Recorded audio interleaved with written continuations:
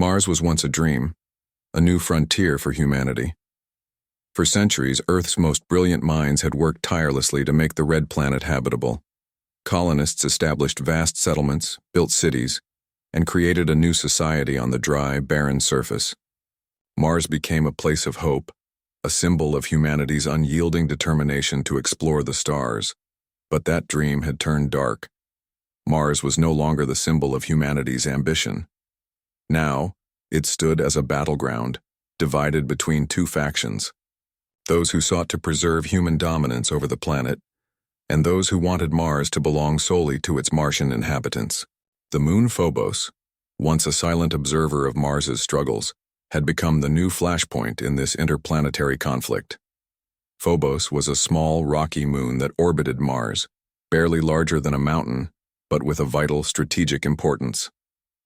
It was a military and research base, built by humans as a stronghold to keep control over Mars.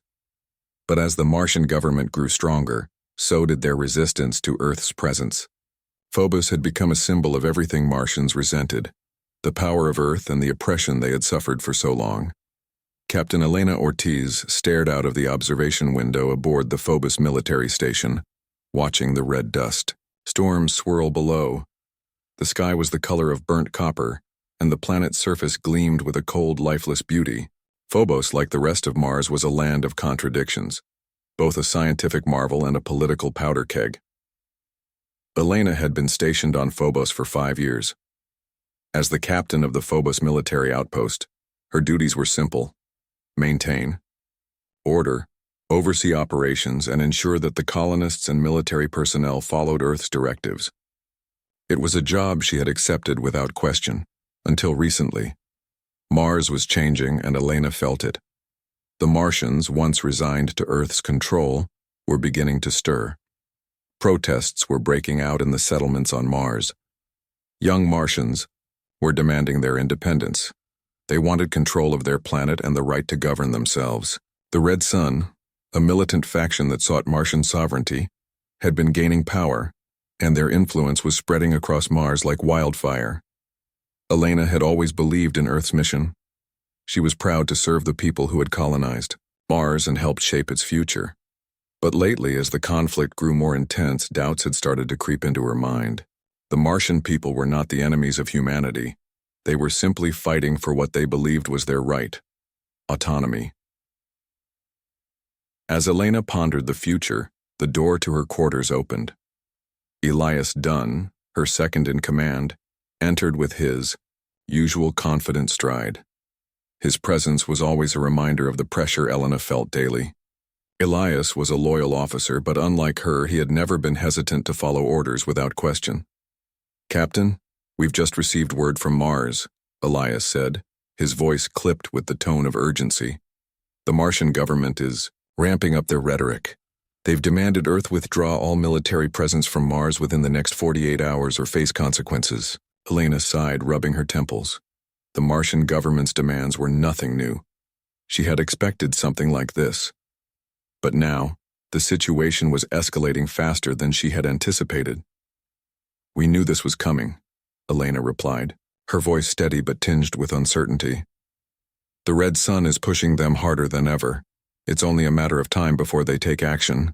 And if Mars goes to war, Phobos will be the first target."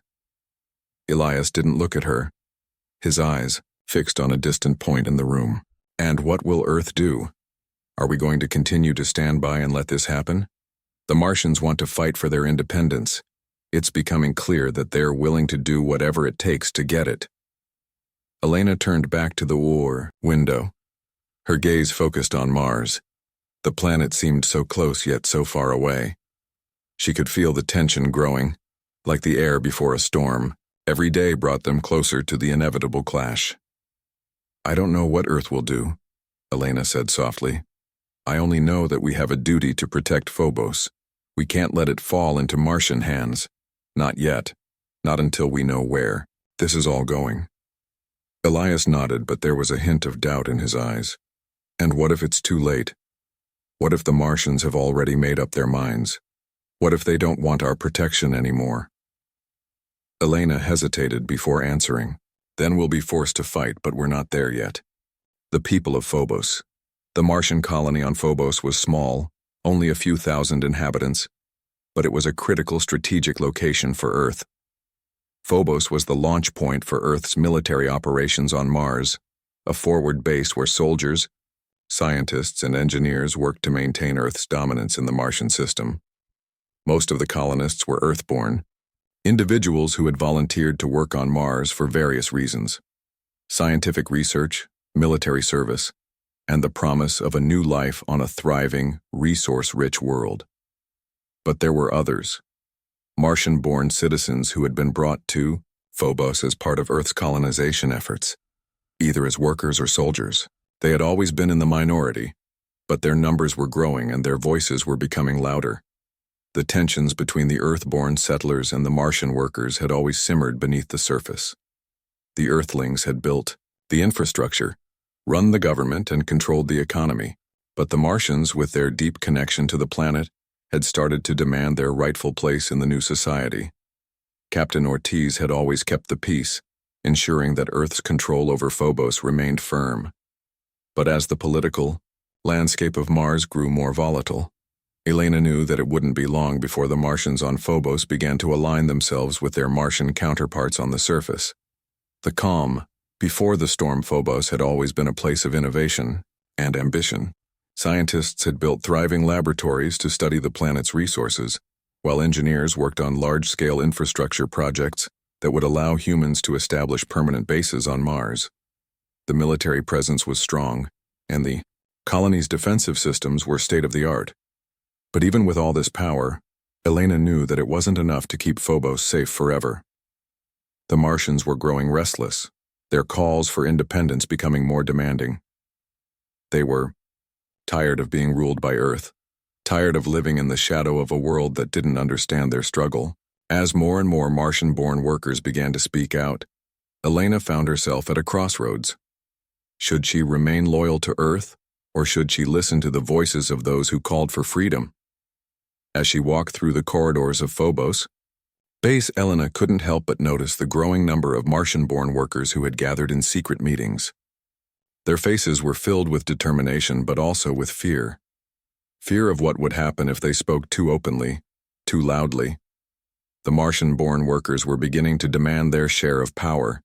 They wanted more say in the running of the colony, more control over the resources that had been promised to them. Elena knew that if the Martians on Phobos joined the resistance on Mars, it would only be a matter of time before war broke out. The calm before the storm had arrived. Elena felt the weight of her duty pressing down on her. She had always followed orders, but now she was forced to question whether those orders would lead to peace or destruction. The choice between loyalty to Earth and the desire for a free Mars was one that would soon demand an answer, and Elena knew that the consequences of that choice would affect not just Phobos, but the future of humanity itself. Political unrest on Mars. The morning light filtered through the windows of the command center, casting a cold red glow on the steel walls. Elena sat at the head of the table, reviewing reports. The situation on Mars was becoming more volatile by the day. The Red Sun, an increasingly influential political faction, had been rallying for Martian independence, and their protests had begun to turn violent. What had once been peaceful demonstrations had now escalated into full-fledged riots in several Martian cities. "Captain, we just received another communication from Mars," Elias said, breaking the silence in the command room. His voice was tight with concern as he handed over a message from the Martian government. "They're demanding Earth leave Phobos. Their deadline is fast approaching." Elena read the message with a heavy heart. She had expected this, but seeing it in writing made it all the more real. The Martian government, emboldened by the Red Sun's growing influence, had issued an ultimatum. Earth was to withdraw all military and civilian personnel from Phobos immediately. Failure to comply would result in military action. "They want us to pull out," Elena murmured, running a hand through her dark hair. She stood up and began pacing the room. "How long do we have?" "Less than 72 hours, Elias replied. "And they're preparing to take military action if we don't comply. This could escalate quickly." Elena felt the weight of the situation pressing down on her. The Martian resistance had been building for years, but it had never felt this close to breaking point. She had been sent to Phobos to ensure Earth's control over the Martian colonies, but now that control was slipping away. The Martian resistance and growing hostilities. The Martian resistance, known as the Red Sun, had been gaining momentum for months. What started as small protests had now turned into violent confrontations between Martian workers and Earth security forces. There had been skirmishes at mining sites, sabotage at supply depots, and even full-blown firefights in the streets of Mars's cities. Elena had kept an eye on the situation, but her focus had been on Phobos. She had assumed the conflict would remain on Mars, but now, with the government's demand for Earth's withdrawal, it was clear that war was on the horizon. As the captain of Phobos's military base, Elena knew that her next steps would determine the course of the entire conflict. If she allowed Earth's presence to be toppled by Martian forces, Phobos would fall, and the symbol of Earth's dominance in the Martian system would be lost forever. But if she chose to fight, she risked sparking an all-out war. In the weeks leading up to the Martian ultimatum, Elena had tried to foster some semblance of peace. She had arranged meetings between Earth's officers and Martian representatives, hoping to find common ground. But every attempt had failed. The Martians wanted independence and Earth wanted control. There was no room for compromise. A meeting with the Martian leaders, Elena decided to meet with the Martian leaders personally, hoping to defuse the situation before it spiraled out of control. She had learned over the years that while politics and military strategy were important, understanding the people she was fighting for or against was just as critical. She needed to understand the Martian perspective if there was any hope of resolving the conflict peacefully. The meeting was held in a sterile, dimly lit conference room on Phobos. At the table sat several high-ranking Martian officials, representatives of the growing Martian nationalist movement. They were led by Commander Theron Voss, a former soldier who had fought for Earth but defected after becoming disillusioned with the way Earth treated Mars. Elena entered the room with Elias by her side, her footsteps echoing in the cold space. The Martian officials stood as she entered, their faces unreadable. She took a seat at the head of the table, her posture rigid. She had no intention of backing down, but she also knew that this meeting could be her last chance to avoid war. "Thank you for agreeing to meet with me," Elena said, her voice steady. "I hope we can have a productive conversation." Commander Voss, a tall and imposing figure with sharp features and a piercing gaze, spoke first. "Captain Ortiz, we're not here to negotiate. We've made our demands clear. Earth must leave. Phobos and the military presence on Mars must end. Your continued occupation of Phobos is an affront to our sovereignty. If you do not comply, we will take matters into our own hands." Elena's jaw tightened. "You've been making your demands clear for months, but Earth will not abandon Phobos. It's too important for our security." "You are the invaders here," Voss shot back, his tone rising. "Phobos is the symbol of Earth's colonialism, a constant reminder of the subjugation of the Martian people. We are not your slaves. We will not be ruled by a foreign power any longer." Elena leaned forward, her gaze locking with Voss. "I'm not here to argue history. I'm here to make sure Mars doesn't fall into chaos. If you want independence, we can talk, but violence won't get you anywhere." Voss's eyes narrowed, and for a moment, the room fell silent. His gaze flickered to the other Martian officials who seemed to be weighing his every word. "We're not interested in talks," Voss said finally. "We've waited long enough. Mars deserves to be free, and Phobos will fall, with or without Earth's permission." Martian uprising that night. As Elena left the meeting, she could feel the gravity of the situation settling in. The Martians were determined to act, and their resistance was gaining strength. It was no longer just a political struggle. It was a fight for survival. The first signs of the uprising came the following day. A series of coordinated sabotage operations hit Earth's military infrastructure on Mars and Phobos. Communications were jammed, supply convoys were attacked, and key military installations were disabled. It was clear that the Martian resistance was no longer a fractured movement. It was organized and ready for war. The attacks were brutal and swift, catching Earth's forces off guard. Elena had hoped that a peaceful resolution was still possible, but with each passing hour that hope faded. The Martian uprising had begun in earnest, and there was no turning back. "I told you this was coming," Elias said grimly as he entered the command center. "It's begun. We need to prepare for retaliation." Elena nodded, her mind already calculating the necessary steps. "We've got two options. We can fight and hold Phobos, or we can evacuate and retreat back to Earth. Either way, the Red Sun is going to continue pushing until they get what they want." Elias looked at her, his face filled with the weariness of too many battles. "We're going to fight. We'll hold Phobos as long as we can. But Captain, we need to face the truth. We're outnumbered, and this could very well be the end for us." Elena's hands clenched into fists, her resolve hardening. "We're not going down without a fight." Internal struggles and loyalties. As the Martian forces launched full-scale attacks against Earth's bases, Elena was forced to make increasingly difficult decisions. The colonists on Phobos had been loyal to Earth for generations, but now they were divided. Some sided with the Martian resistance while others remained loyal to Earth, unwilling to give up the security Phobos provided. The pressure mounted as Elena's team faced the reality of a civil war on the moon. More sabotage incidents occurred, and it was clear that the loyalty of Phobos' inhabitants was being tested. Some of her closest allies had already begun to question whether Earth's control over Mars was worth fighting for. The line between friend and foe began to blur as alliances shifted, and Elena struggled to maintain control. One evening, as Elena sat in her office, Elias came in with grim news. "We've lost another key installation," Elias said, his face pale.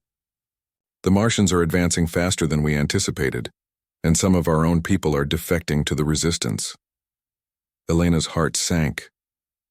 The rebellion was growing stronger every day. What had started as a battle for independence had now become an all-out war, and Phobos was the center of the storm. "We can't afford to lose more," Elena said, her voice firm despite the fear gnawing at her. "We need to send a message to Earth that we won't back down." Elias nodded. "And what if Earth abandons us? What if we're left to fight this war alone?" Elena took a deep breath, staring out at the endless expanse of Mars in the distance. "Then we fight alone. Because the Martian people deserve to decide their own fate. But we're not giving up yet." The first strike, it came faster than Elena had anticipated. The warning signs were clear: growing unrest, violent demonstrations, and coordinated sabotage. But when the Martian forces launched their first strike, it was still a shock. Early that morning, just as the twin suns of Mars were beginning to rise, a massive explosion rocked Phobos' northern defense perimeter. It was a clear message: the Martians were not going to wait for Earth to act. Elena sat bolt upright in her quarters, her heart racing as the alarms blared. She quickly grabbed her communicator. "This is Captain Ortiz," she barked, her voice steady despite the tension rising in her chest. "Report." "Captain, we've been hit hard," Elias's voice crackled over the comms. "The northern defense walls are breached. The Martians are advancing. We've lost contact with several of our frontline teams." Elena's mind raced. They had known this day was coming, but the sudden onslaught felt like a cold slap to her face. The Red Sun had made their move, and it was far more organized and deadly than anyone had expected. "Mobilize the defenses," Elena ordered, already moving toward the door. "We can't let them take Phobos. Send out all units to counter the advance." As she made her way to the command center, the sound of distant explosions reverberated through the moon's rocky surface. Phobos was a small, narrow moon, but it had been designed to be an impenetrable fortress. At least that's what Earth had believed. Now, with the Martians laying siege to it, Elena realized how fragile that belief was. A shift in strategy. The Martian attack had come in waves, small skirmishes at first, designed to test Phobos' defenses, followed by larger, more brutal assaults aimed directly at key military installations. As Earth's security systems were overwhelmed, it became clear that the Martian forces were not merely interested in holding Phobos. They wanted to destroy Earth's presence on Mars altogether. In the command center, Elena's eyes scanned the tactical display, watching as red blips signaled the Martian units advancing toward their positions. She turned to Elias, who stood beside her, his brow furrowed in concentration. "We need reinforcements," Elias said urgently. "Our defenses won't hold for long against these kinds of numbers." "Requesting Earth support would take too long," Elena replied, her mind racing. "We're on our own for now." Their communication systems were down and Martian forces had already targeted Phobos' central power grid. Without external support, they had no choice but to rely on their own strategic capabilities. "We'll have to outsmart them," Elena said, her eyes narrowing with determination. "They think they can just walk over us, but they're wrong." Elias nodded. "What's your plan?" "Underground resistance." While the defenders on the surface fought tooth and nail, a different kind of battle was unfolding beneath Phobos' surface. The tunnels, long used for mining, research, and infrastructure, had become the new battleground for Phobos' underground resistance. Leo Arden, a former Martian-born worker turned rebel leader, led a team of insurgents who had long been planning for a situation like this. The resistance fighters had known that a conflict like this would eventually spill over into Phobos, and they had prepared in secret, constructing hidden bases and laying out strategies to disrupt Earth's hold over the moon. Leo had grown up on Mars, but after seeing the harsh realities of Earth's occupation, he had joined the resistance, determined to see Martian sovereignty achieved. His hatred for Earth had only grown over the years, but now, in the midst of the chaos, his mission was clear: to strike back at the forces that had oppressed his people. As the Martian forces took control of key military facilities above ground, Leo and his team fought to undermine them from below. The Resistance's sabotage operations were proving effective, especially with the disruption of supply lines, mining facilities, and communication towers. But even with their success, Leo knew they were racing against time. They had to move quickly, before the Earth forces on Phobos retaliated. They also had to ensure that their actions didn't escalate the violence to a level that could lead to complete annihilation. The siege intensifies by midday. The Martian forces had surrounded the central military complex on Phobos. Earth's military units were entrenched, but their numbers were thin, and the Martians were well armed and relentless. Elena stood before a group of her officers, watching as the images of Martian gunships soared across the tactical display. "Get our ground forces into position," Elena said, her voice filled with determination. "We'll hold the line here. We can't afford to lose the command center." The reality of war settled in as the battle grew fiercer. Martian artillery began pounding the surface, shaking the ground beneath their feet.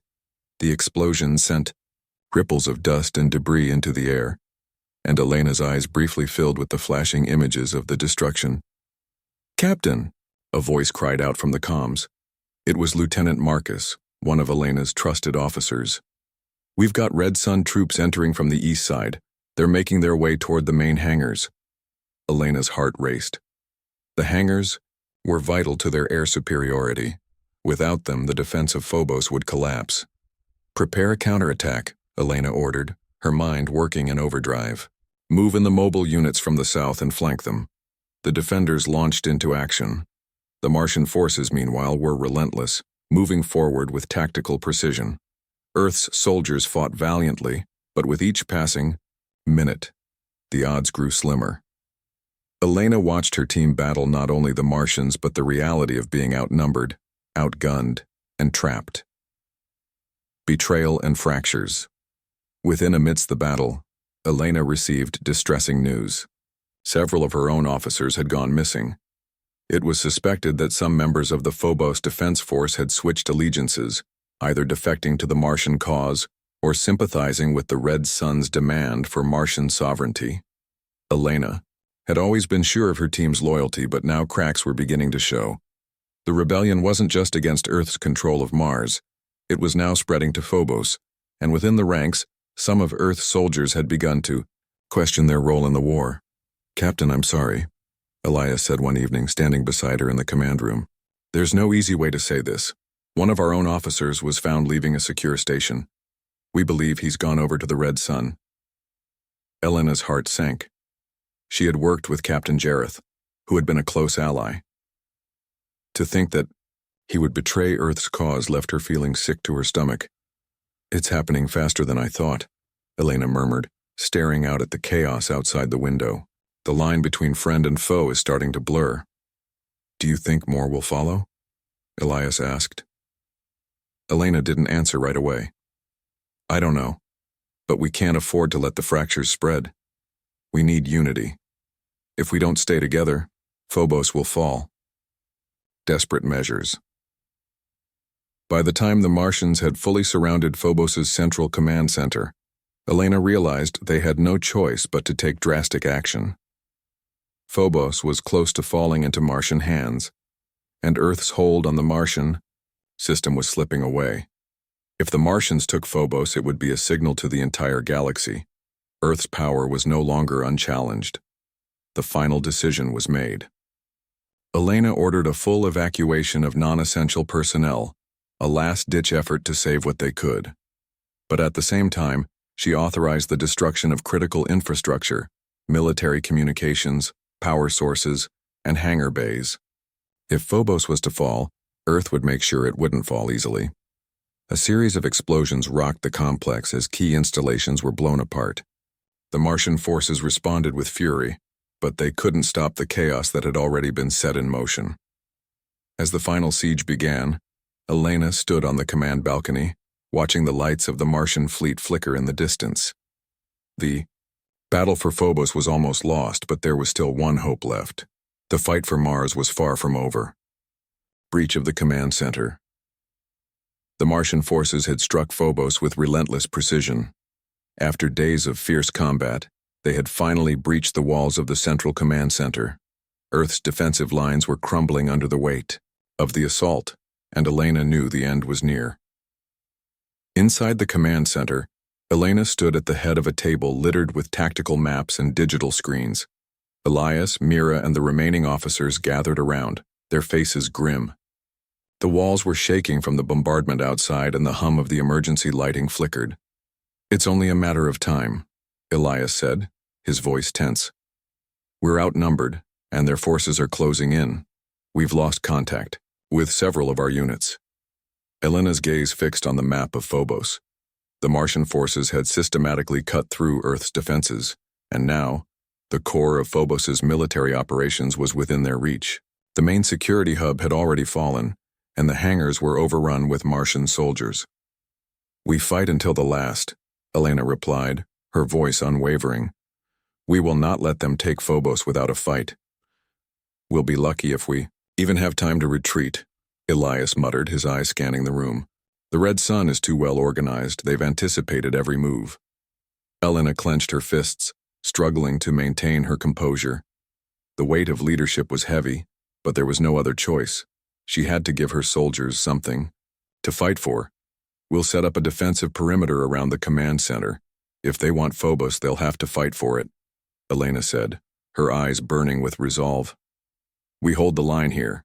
The Martian assault. As Elena and her team prepared for the final stand, the Martian forces launched a full-scale assault on the command center. A loud roar echoed through the base as the Martian military's assault vehicles rolled toward the gates. The last line of defense, the Phobos planetary shields, was beginning to fail under the pressure of the sustained bombardment. Through the reinforced windows of the command center, Elena watched as the Martian infantry advanced with coordinated precision. The terrain of Phobos, once a quiet and desolate wasteland, had now become a war zone. Martian tanks and armored vehicles moved forward, their weapons firing in synchronized bursts. They were coming. The perimeter is holding for now, Mira reported, her voice steady despite the tension in the air. But they'll break through soon. Elena nodded. Give them all we've got. She turned to Elias, her mind already calculating the next steps. Prepare the last of our heavy artillery. We need to buy time for the evacuation teams. We can't afford to hold out much longer, Elias said, glancing at the door.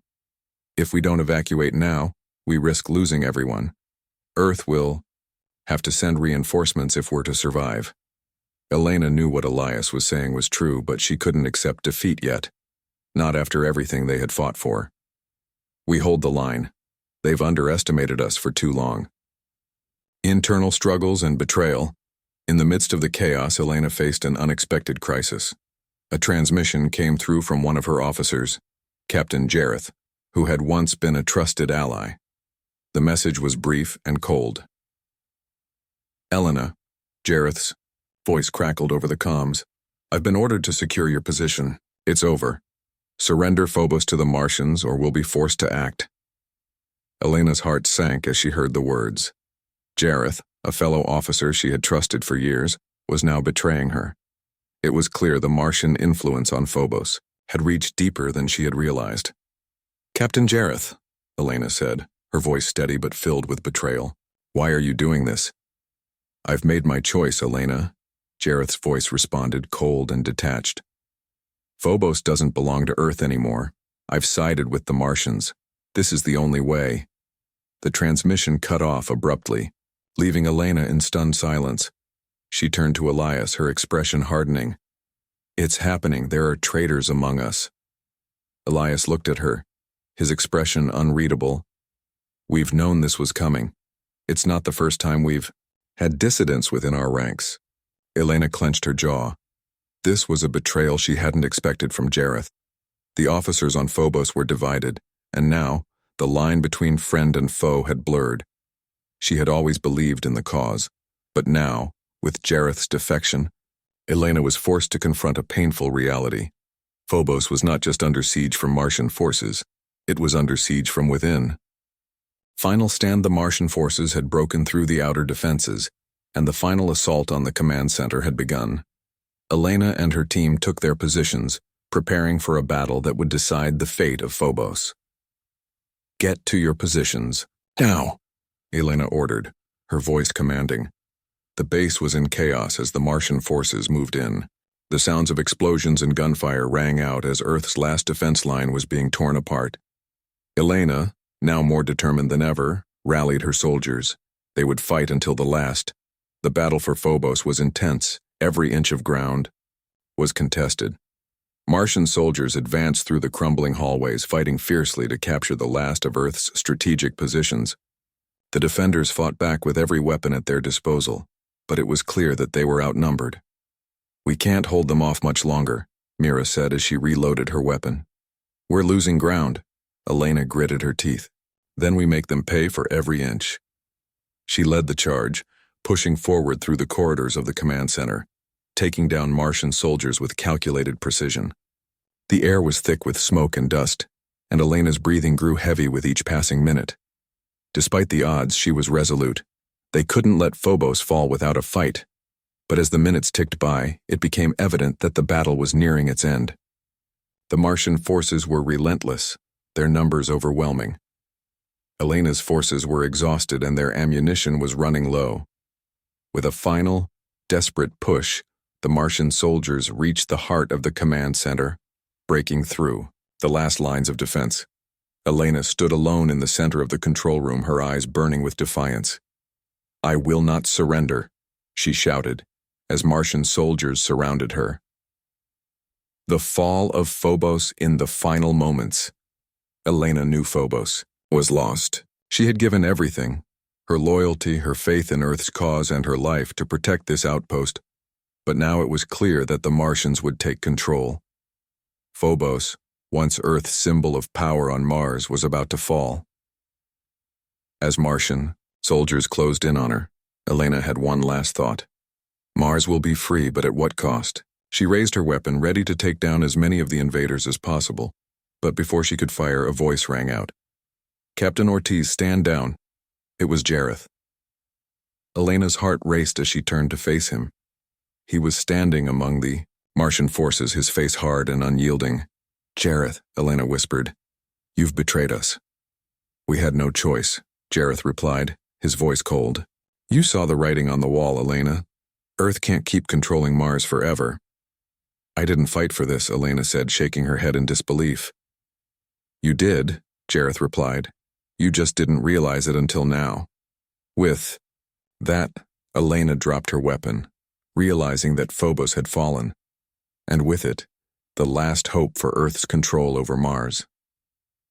Aftermath and reflection, the Martian forces had won.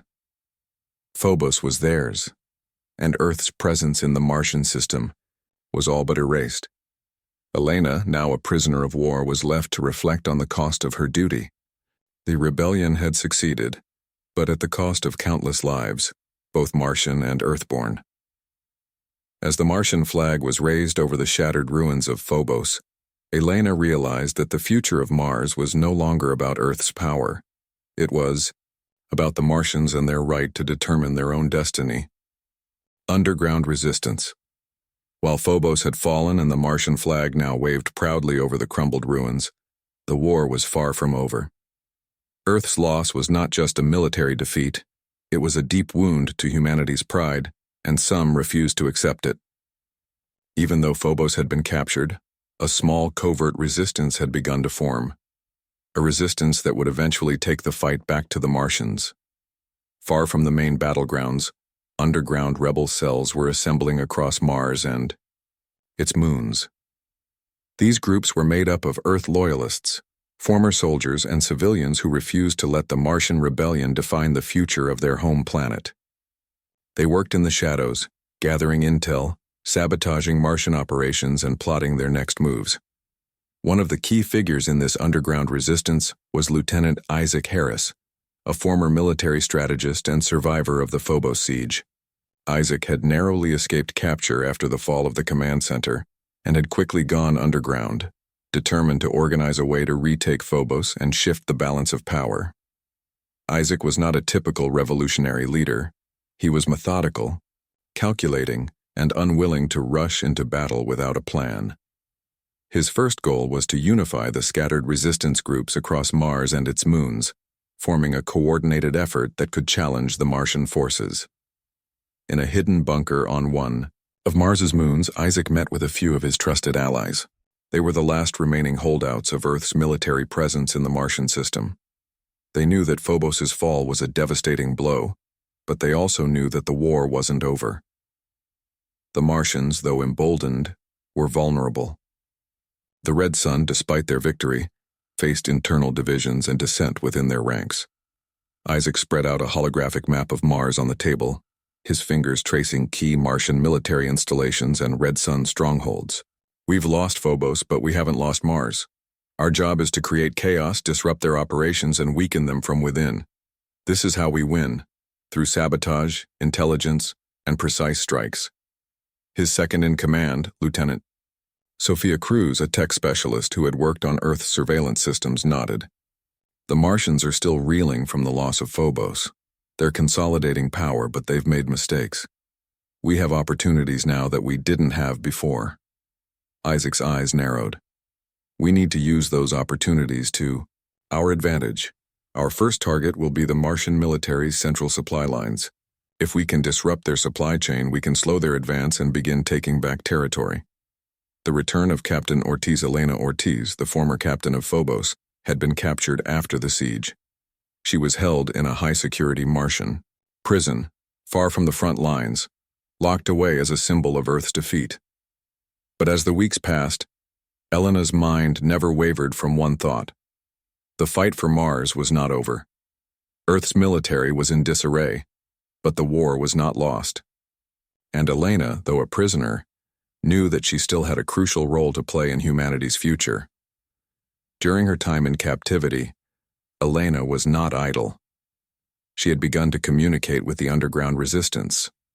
Through subtle exchanges with sympathetic prison guards, she was able to send coded messages to Isaac Harris and the other resistance leaders. It wasn't long before Elena's escape was arranged.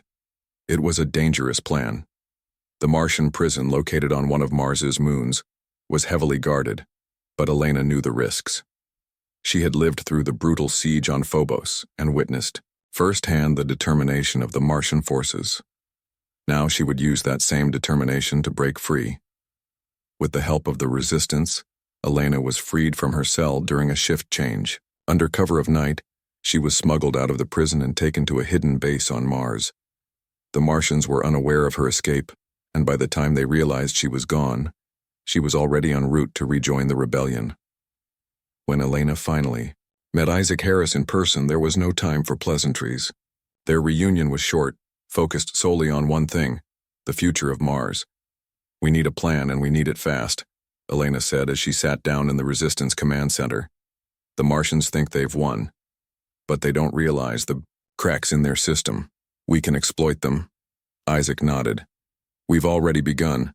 The first stage of our counterattack will target Martian supply convoys. We'll use guerrilla tactics to disrupt their operations and buy time for the next phase." Elena's eyes glinted with resolve.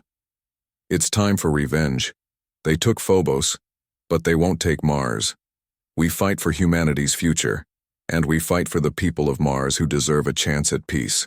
Strikes from the shadows. Over the next several weeks, the Resistance carried out their first series of strikes. Earth's loyalists, operating with limited resources, began to hit Martian supply lines, using hit-and-run tactics to disable key convoys and outposts.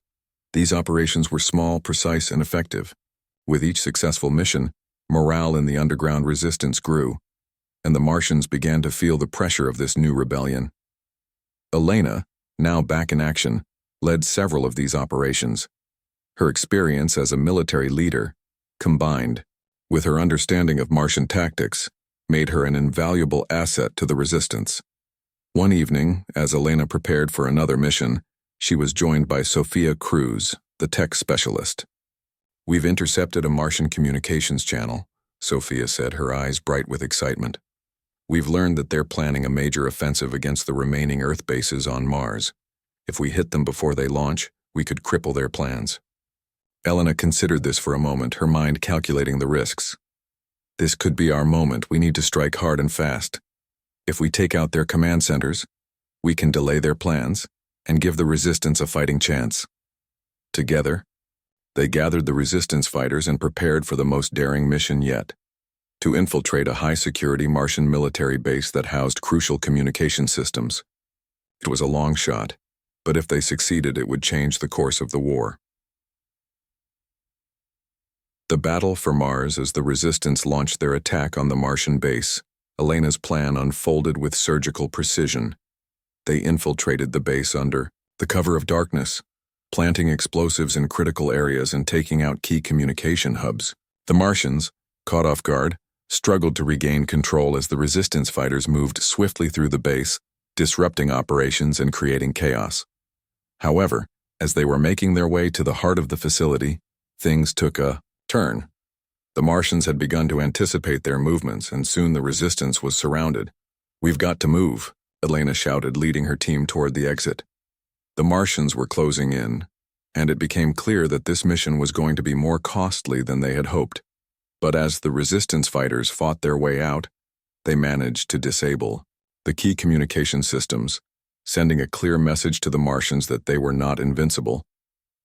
Though the battle was brutal, the Resistance had achieved a significant victory. They had struck fear into the heart of the Martian forces, forcing them to rethink their strategy. Earth's forces, despite being outnumbered and outgunned, were still capable of fighting back. A new hope for Mars. In the aftermath of the mission, Elena and Isaac stood together, watching the stars above Mars. The path ahead was uncertain, and the cost of the war had been immense. But there was one thing that was clear. The Martians might have taken Phobos, but humanity's fight was far from over. "We've struck a blow to their plans," Isaac said, his voice filled with cautious optimism. "But we have to keep pushing. This isn't just about revenge, it's about reclaiming our future." Elena nodded, looking out at the Martian landscape. "We may have lost Phobos, but we won't lose Mars. The future of Mars belongs to its people, and humanity will always fight for a chance at redemption." The Martian counterattack. The Resistance's strikes had shaken the Martian forces, but now, the enemy was retaliating with a renewed fury. After several successful sabotage operations, Martian General Soren, one of the key military leaders who had orchestrated the siege of Phobos, ordered a full-scale counteroffensive against the remaining Earth loyalists. The battle for Mars had reached its climax. The Martian forces, though still reeling from the Resistance's strategic strikes, had regrouped and strengthened their positions. They had learned from their previous mistakes, and now they were determined to crush the rebellion once and for all. "We can't afford to take them lightly anymore," General Soren said to his commanders in a military briefing on Mars's surface. His eyes burned with intensity as he reviewed the reports of Earth's recent successes. "Their strikes are coordinated, their tactics unpredictable. They've proven they can hit us where it hurts. But no more. It ends now." The Martian military had amassed their forces near critical locations, supply depots, energy facilities, and the most important strategic base on Mars. The Resistance had no choice but to act quickly, knowing that if they waited too long, their window of opportunity would close. The stakes were higher than ever. Elena, Isaac, and the Resistance fighters knew they had to strike before the Martians launched their full counterattack. Failure was not an option. They had to hit the Martians at their most vulnerable point, their command center. If they could disrupt Martian communications and military coordination, they could slow the enemy's advance and buy precious time for the Resistance. The plan to retake the command center back in the Resistance base, Elena and Isaac sat together, finalizing their plans for the assault on the Martian command center. The base was a makeshift headquarters located beneath the surface of Mars, built into the rock to keep it hidden from Martian surveillance. Here, the scattered Resistance fighters had come together, their shared purpose giving them strength despite their dwindling resources. "General Soren won't expect this," Elena said, reviewing the blueprints of the command center that Sophia Cruz had hacked from Martian systems. The command center was heavily fortified, and getting inside would be no easy task. "We'll use the same methods that worked for us before. Small, coordinated strikes. We'll hit their supply lines first, and once we have their communications down, we'll move in." Isaac leaned over the map, pointing to key weak points in the Martian defenses. "We've identified blind spots in their outer security perimeter. We'll send in a small strike team to disable their communications. First, if we can cut off their ability to coordinate with the rest of their forces, we'll have an edge. Then we'll move in for the command center itself." Elena's eyes narrowed as she studied the plan. They had done their best to prepare for every eventuality, but there was still uncertainty. If the Martians were able to regroup before the team made their move, the consequences would be dire. "This is it," Elena said. "We strike fast, we hit hard, and we don't give them a chance to retaliate." Isaac gave her a firm nod. "This will be our last shot at turning the tide. If we fail, Mars will fall, and with it, humanity's future." The assault on the command center. The assault began at dusk. The air was thick with the hum of engines as the Resistance forces, armed with stolen Martian equipment and makeshift explosives, moved under cover of darkness toward the Martian command center. Elena led the charge, her eyes sharp and her mind focused. She had been in the trenches before, but this mission felt different. This wasn't just another fight. It was the final stand. Elena's team split into smaller squads, each with a specific target. One group was tasked with infiltrating the outer walls of the command center, while another team worked to disable the Martian communication arrays. The rest of the forces would provide cover and disrupt supply lines to prevent reinforcements from reaching the target area. The first phase of the operation went smoothly. The Resistance struck quickly, taking out the Martian guards and cutting through the outer defenses. With each explosion, they moved closer to their goal. The Martians were caught off guard by the sheer speed and precision of the Resistance's attack. "We're in," Elena said over the comms, her voice tense but confident. "Move in now."